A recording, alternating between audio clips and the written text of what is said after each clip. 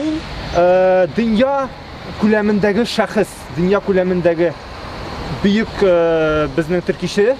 Шуңа күрә аны онытырга хакыбыз юк, аны күтәрергә һәм аны онытмаска, аның аша милләтебезнең якты киләчәгенә яхшы эшләр башкарырга, аннан үрнәк алырга мин барыгызны чакырам. Аның кебек көчле булырга, аның кебек милләтебезне ахырына кадәр якларга һәм гомер буе милләтебез өчен эшләргә.